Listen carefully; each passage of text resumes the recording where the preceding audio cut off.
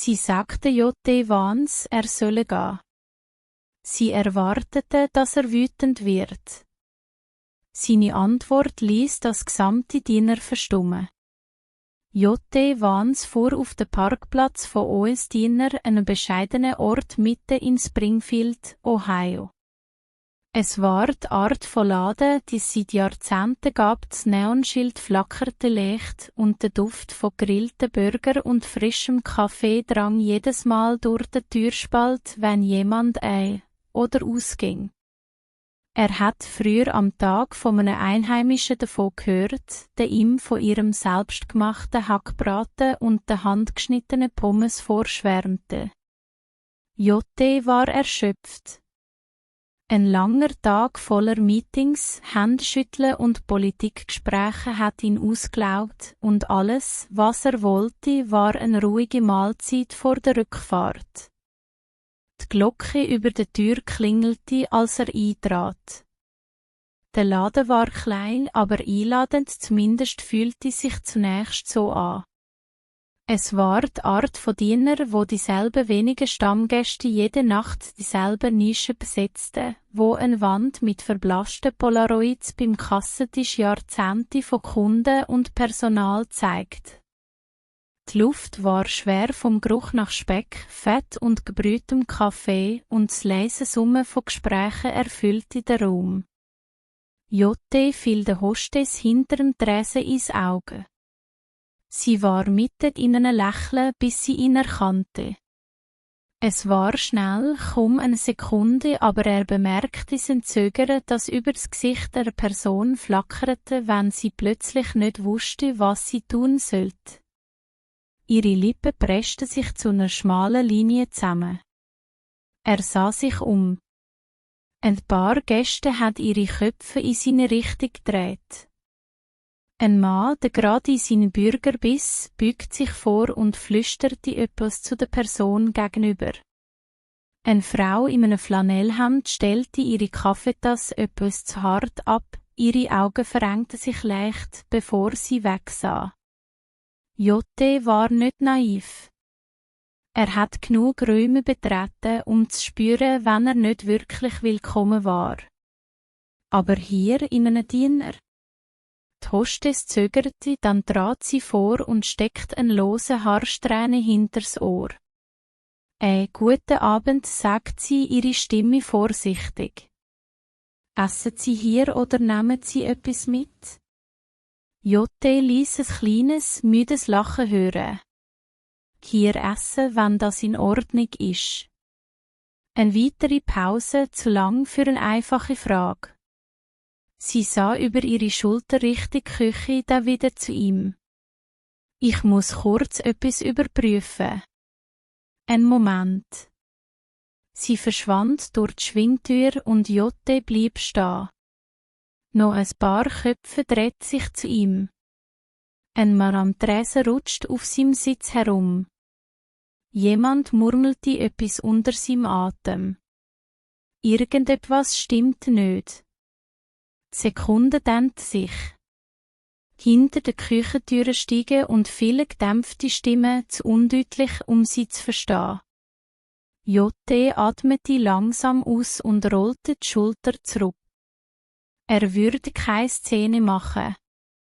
Er würde auch nichts annehmen. Vielleicht gab es eine Regel.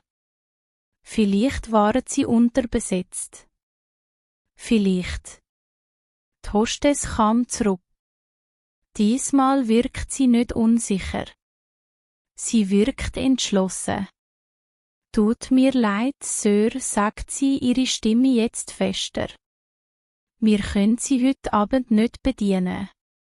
Aber wie sie es sagte, wie sich der ganze Raum um ihre Worte herum anzuspannen schien, machte klar, dass es nicht ums Geschäft ging. Es war persönlich. Für einen kurzen Moment sagte J.T. Vance nichts. Die Worte hingen einfach dazwischen inne, dick und schwer, wie eine Aussage, die keine Erklärung brauchte. Das Dinner war still geworden, nicht völlig lautlos, aber still genug. Die Brutzeln des Grills hinten zischte noch, ein Gabel kratzt irgendwo über einen Teller, aber das übliche Summen der Gespräche war gedämpft. Die Leute schauten, warteten. Jotte betrachtete das Gesicht der Hostess. Sie war nicht feindselig, nur bestimmt, als hätte sie sich entschieden oder als hätte jemand anderes für sie entschieden. Seine Augen wanderten an ihr vorbei zum Küchenfenster. 2 Köche standen hinter dem Tresen, halb versteckt hinter einer Wärmelampe mit gestapelten Tellern, ihre Miene unergründlich. Er räuspert sich. »Tut mir leid, habe ich etwas falsch gemacht?« Die Hostess zappelte diesmal nicht. »Es ist nur so, dass wir Sie heute Abend lieber nicht bedienen, keine Regel, kein wir schliessen bald.« Nur das. Jotte ließ seine Hände auf seine Hüfte sinken und atmete durch die Nase aus. Er hat schon einige unangenehme Situationen erlebt, von politischen Debatten bis zu Interviews, die darauf abzielten, ihn zu Fall zu bringen. Aber es war etwas anderes, von einem so einfachen Ort wie einem Strassendiener abgewiesen zu werden. Ein Husten brachte einen Moment. Jotte dreht sich leicht und traf den Blick eines älteren Mannes, der nahe am Tresen saß. Der Typ sah aus, als käme er seit Jahren hierher, seine blaue Arbeitsjacke war an den Ärmeln ausgefranst, die Hände wettergerbt von einem Leben voller Arbeit. Er schüttelte den Kopf mehr für sich selbst als für jemand anderen, bevor er in den Rest seiner erstach. Ein paar Nischen weiter rutscht eine Frau auf ihrem Sitz, ihr Gesichtsausdruck unergründlich. Gegenüber von ihr lehnt sich ein jüngerer Mann, wahrscheinlich in seinen 30ern, mit verschränkten Armen zurück, als würde er die Show geniessen. Jotte nahm alles in sich auf die Augen, die wegsahen, sobald sie seine trafen, die zu lang verweilten, die etwas Schärferes, etwas näher an Zufriedenheit trugen. Er spürte das Gewicht des Moments auf sich lasten. Er hat Optionen. Er könnte gehen, den Kopf schütteln, es loslassen. Er könnte eine Erklärung verlangen, sie zur Rede stellen, fragen, ob sie eine Ahnung hätten, wie das im Morgennachrichtenzyklus aussehen würde. Er könnte sie direkt herausfordern, sehen, ob sie bei ihrer Entscheidung bleiben, wenn ihnen klar wird, dass sie einen US-Senator ablehnen. Stattdessen tat er nichts davon. »In Ordnung«, sagte er, langsam nickend. Seine Stimme war ruhig gemessen. »Kann ich mit dem Manager sprechen?« Das überraschte einige. Die Hostess zögerte wieder, blickte zur Küche, als würde sie stumm um Erlaubnis bitten. Der ältere Mann am Tresen murmelte etwas unter seinem Atem. Jemand am Fenster ließ ein kurzes Lachen hören, als könnte sie nicht glauben, dass er es wirklich durchzieht. Jotte stand einfach da und wartet. Die Hostess verschwand wieder, diesmal durch eine andere Tür. Ein paar weitere Sekunden still. Ein Schluck Kaffee, ein Teller, der über den Tresen geschoben wurde. Dann schwang die Tür auf und ein Mann in seinen frühen 50ern trat heraus, breite Schultern, dicke Arme über einer fettverschmierten Schürze gekreuzt. Sein Namensschild zeigte Don. Don fragte Jotte nicht, was er wollte. Er musterte ihn einmal, dann sagte er, »Ich höre, Sie haben eine Frage«, aber wie er es sagte, war nicht einladend. Es war nicht einmal höflich. Es war eine Herausforderung. Jotte Vans traf Dons Blick, ruhig und unergründlich. Er war nicht hier, um zu streiten. Er war nicht hier, um sein Gewicht ins Spiel zu bringen. Aber er würde auch nicht einfach gehen, ohne zu verstehen, warum. »Ja«, sagte Jotte. »Ich möchte wissen, warum Sie mich nicht bedienen.« Da atmete scharf durch die Nase aus, als hätte er die Frage erwartet, aber keine Lust, sie zu beantworten. Er wischt seine Hände an der Schürze ab und schaute zu den wenigen Gästen, die den Austausch noch beobachteten. Einige taten so, als würden sie nicht zuhören, andere verbargen ihre Neugier nicht. Schauen Sie, sagte Don, sein Gewicht verlagernd, das ist nicht persönlich. J.T. hob eine Augenbraue. Fühlt sich ziemlich persönlich an. Dons Kiefer spannt sich an. Er rieb sich den Nacken, dann seufzte er endlich. Die Leute hier haben ihre Meinungen über sie, über die Dinge, für die sie stehen. Ich habe ein Geschäft zu führen und ich will keinen Ärger. J.T. nickte langsam und ließ die Worte sacken. Und dass ich hier sitze und esse, ist Ärger? Don antwortete nicht sofort. Er blickte zum Tresen, wo der alte Mann in der Arbeitsjacke wieder bei seinen war, jetzt etwas langsamer kauend. Ein paar Nischen weiter hat der jüngere Kerl immer noch die Arme verschränkt und schaute zu, als wäre das die beste Unterhaltung, die er die ganze Woche hat. J.T. hat es schon gesehen, nicht genau so, aber nah genug. Es ging nicht um eine einzelne Entscheidung. Es ging darum, was sie bedeutete, wie sie aussah, wie die Leute reagieren würden. Es ging um den Dominoeffekt, den Druck von allen Seiten, die stillen Erwartungen, die jemanden dazu bringen konnten, Entscheidungen zu treffen, bei denen sie sich nicht sicher waren. Er schaute zurück zu Don. Sagen Sie ehrlich mit mir. Stimmen Sie dem zu oder geht's nur darum, den Frieden zu wahren? Don zögerte. Seine Finger krümmten sich leicht gegen seine Schürze und zum ersten Mal sah J.T. etwas, das fast wie Unbehagen aussah, als wäre er vielleicht nicht so sicher, wie er wirken wollte. Aber bevor der Mann antworten konnte, ließ der jüngere Kerl in der Nische ein scharfes Lachen hören.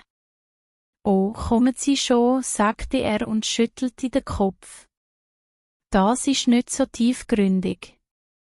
Sie sind hier einfach nicht willkommen. So einfach ist das.« J.T. dreht sich zu ihm und musterte ihn einen Moment. Er sah aus wie jemand, der einen guten Streit genoss, jemand, der auf eine Ausrede gewartet hat, etwas zu sagen. J.T. biss nicht an. Er schaute zurück zu Don. Ich habe kein Problem damit zu gehen, wenn es wirklich das ist, was sie wollen. Die Worte hingen da, gaben Don eine Chance durchzuatmen, es sich nochmal zu überlegen, sich gegen den Druck zu wehren, der zu dem Moment geführt hat. Dons Blick wanderte zur Küche, dann zurück zu J.T. Ich will nur nicht, dass es hässlich wird, sagte er schliesslich. J.T. nickt. Ich auch nicht. Für einen langen Moment sprach keiner von beiden. J.T. hätte gehen können. Er hätte den Kopf schütteln, rausgehen und nie zurückschauen können. Er hätte jemanden anrufen können, das zu einer Schlagzeile machen, das Internet zu tun lassen, was es am besten kann. Aber stattdessen tat er etwas, das niemand erwartet. Er zog einen Stuhl heraus, setzte sich und sagte, dann lass uns reden. Der Raum spannt sich an. J.T. hat den Stuhl nicht krachend hingestellt. Er hat sich nicht aufgeplustert oder die Stimme erhoben. Er saß einfach da, die Hände auf dem Tisch ruhend, als hätte er alle Zeit der Welt. Das Diener war daran nicht gewöhnt. Konfrontationen endeten hier normalerweise schnell, eine Seite stürmte raus oder klappte zu. Aber es war anders. Don sah ihn einen langen Moment an, dann atmete er langsam aus. Reden wiederholte er, als gehört das Wort hier nicht her. J.T. zuckte mit den Schultern.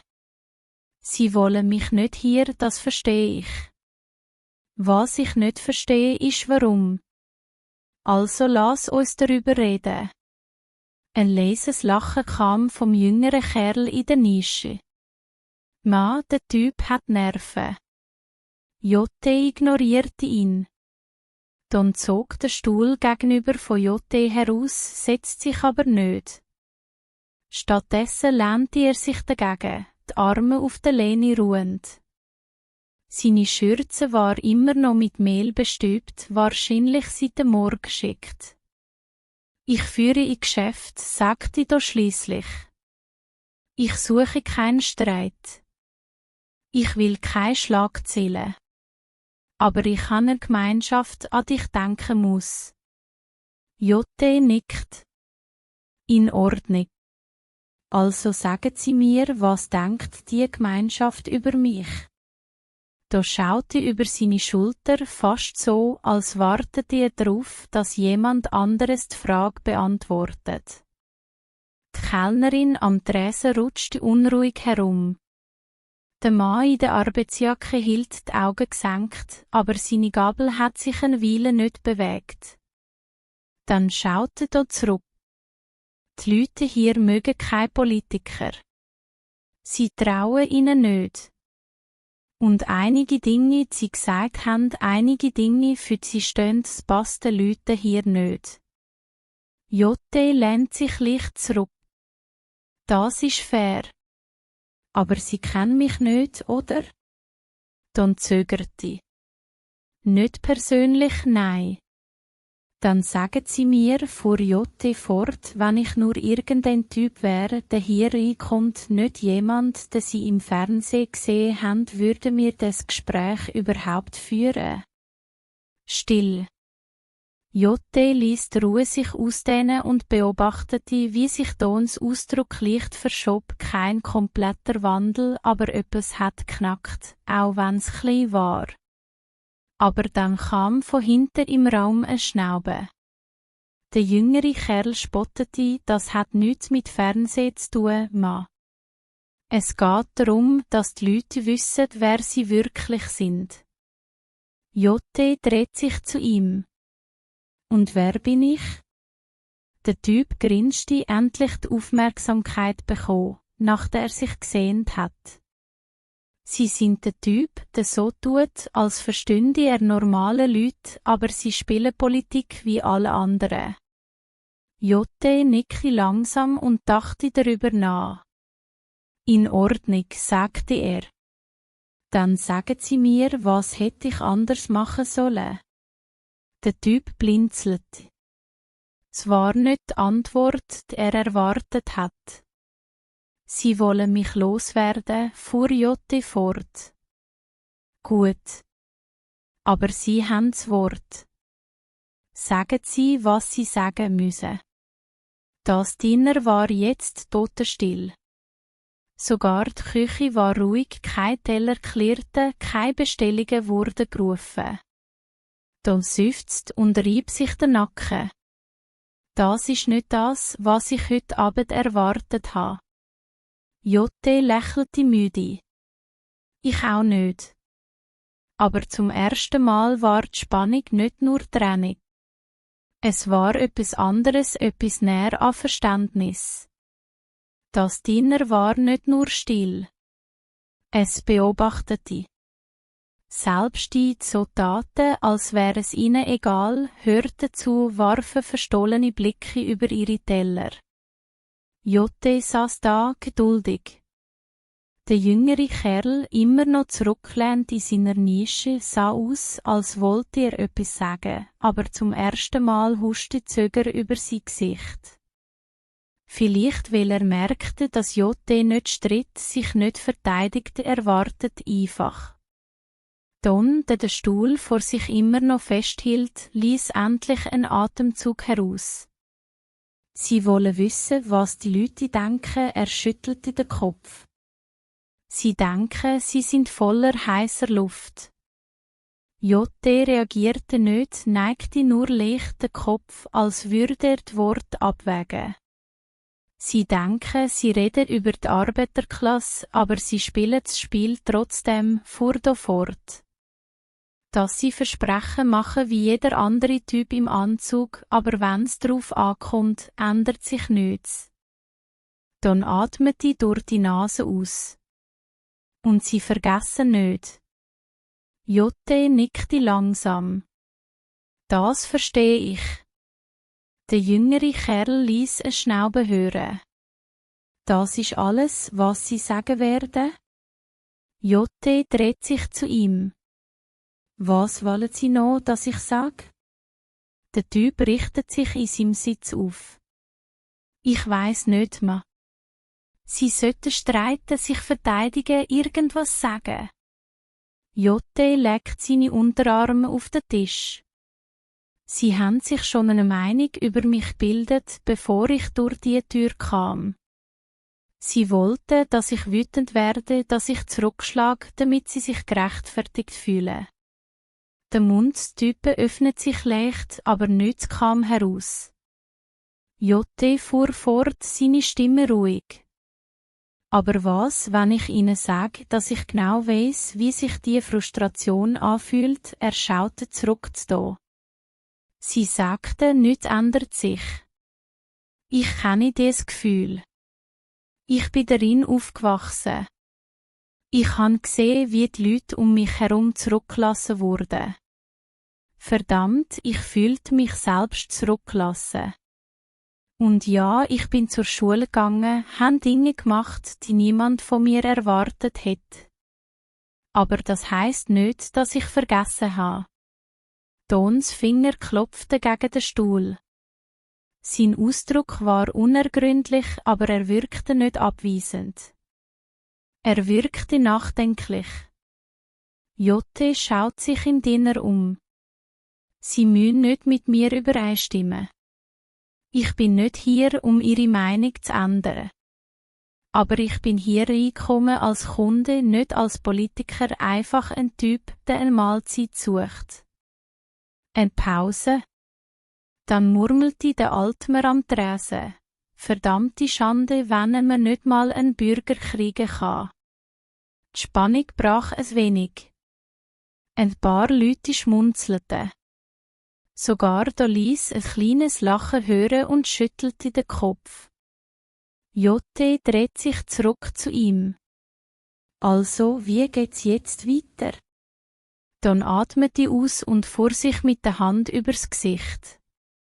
Er schaute zur Küche, wo die Köche immer noch zusahen, dann zurück zu Jotte. Ich sag Ihnen was, sagte er schliesslich. Sie setzen sich hierher, führen das Gespräch zu Ende, und wenn ich am Ende nicht denke, dass Sie nur ein weiterer Typ sind, der gut redet, vielleicht, nur vielleicht, lasse ich meine Kellnerin Ihnen eine Speisekarte bringen. Jotte nickt, ein kleines Schmunzeln zog an seinem Mundwinkel.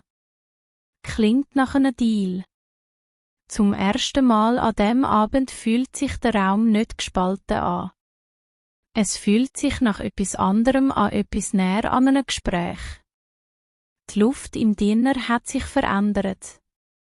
Die Steifheit in Dons Schulter hat ein wenig nachgelassen. Der jüngere Kerl in der Nische hat sein Grinsen verloren, saß jetzt aufrecht, statt zurückgelehnt, als wäre es irgendeine Show.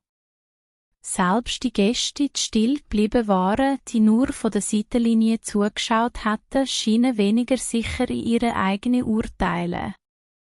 Jotte bückt sich leicht vor. In Ordnung, sagte er, seine Stimme ruhig. Lassen Sie uns dieses Gespräch zu Ende bringen. Dann atmete aus und ließ sich auf den Stuhl gegenüber sinken. Er sah müde aus, nicht die Art von Müdigkeit, die von einer langen Schicht kommt, sondern die sich tief in einem Menschen festsetzt, das Gewicht von Jahren voller Erwartungen davon, dass die Welt nicht zuhört. Ich bin ehrlich, sagte da und rieb die Hände zusammen. Ich weiss nicht, ob Sie der Typ sind, für den die Leute sie halten. Ich weiss nicht, ob Sie wirklich für Leute wie uns da sind oder ob Sie nur gut reden können. Jotte nickt. Das ist fair. Don musterte ihn.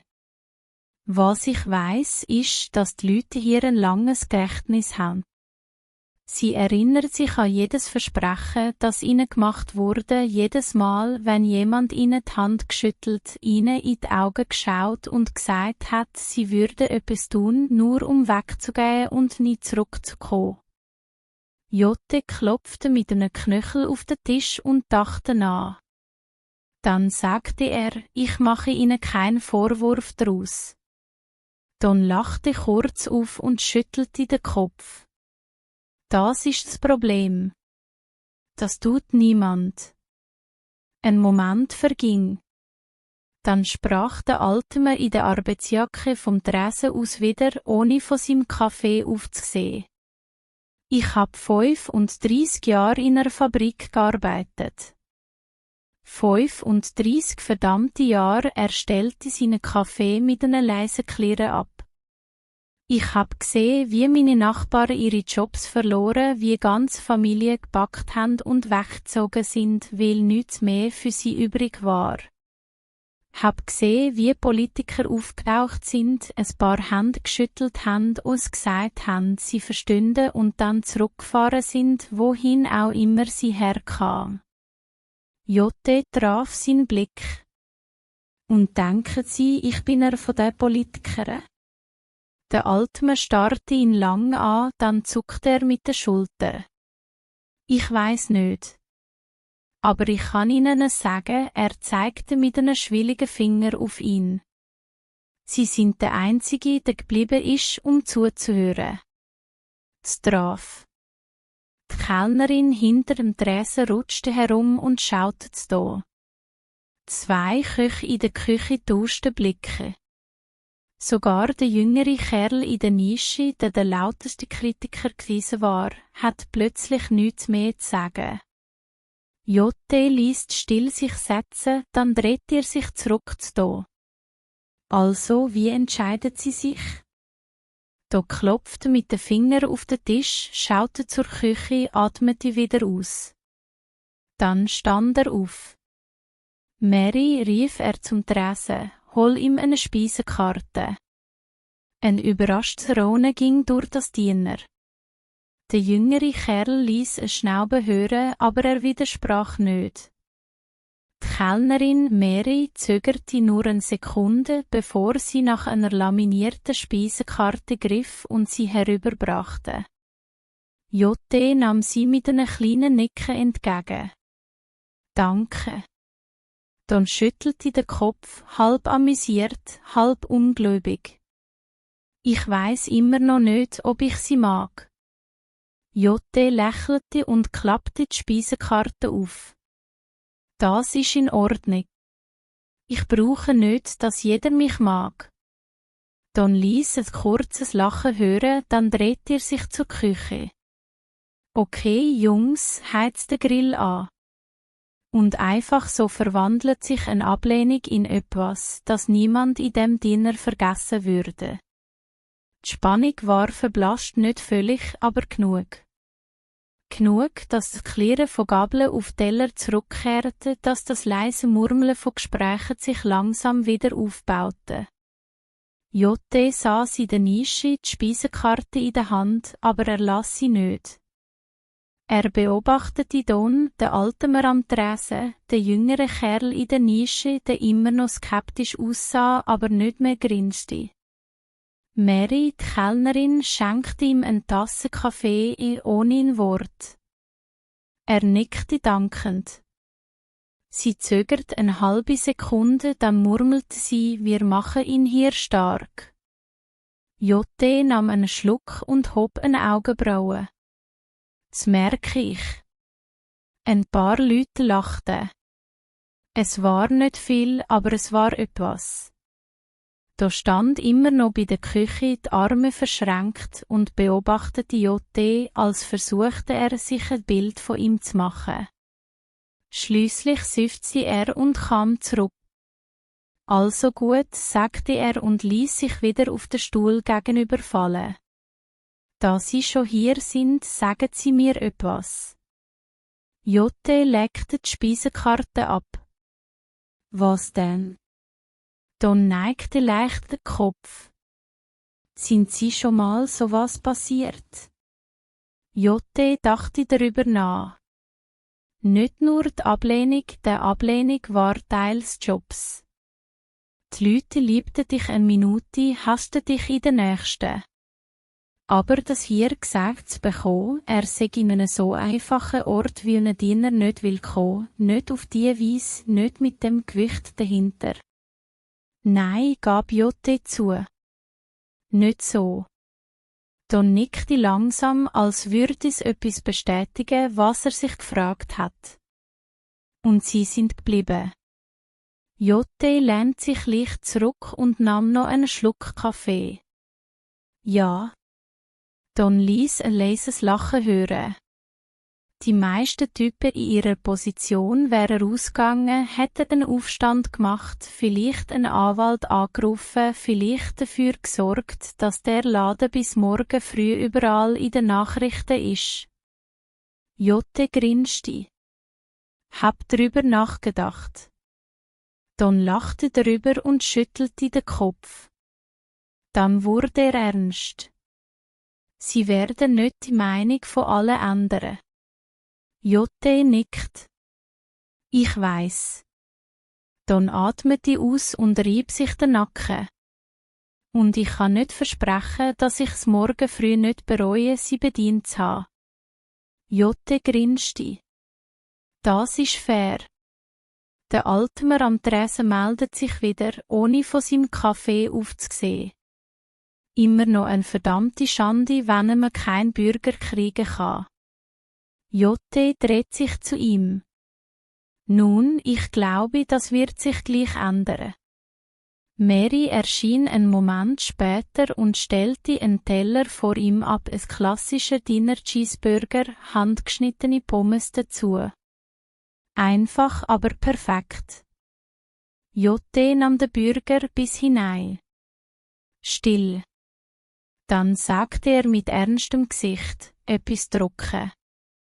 Für eine halbe Sekunde ward das Dinner totenstill.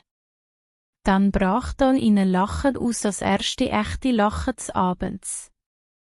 Ein paar andere kicherten und Mary schüttelte den Kopf. Jotte leckte den Burger ab und wischte sich die Hände an einer Serviette ab.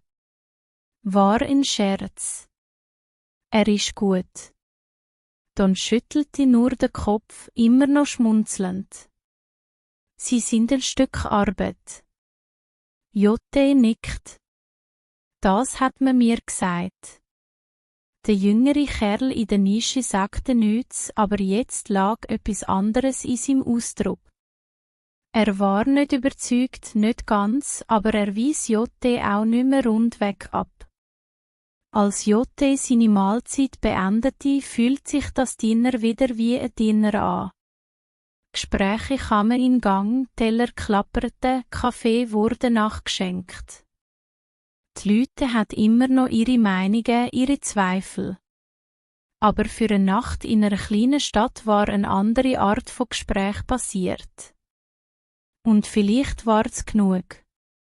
Denn in einer Zeit, in der jeder bereit ist zu schreien, liegt manchmal die wahre Stärke darin, zu bleiben, zuzuhören und zu beweisen, wenn auch nur für einen Moment, dass nicht alles ein Kampf sein muss.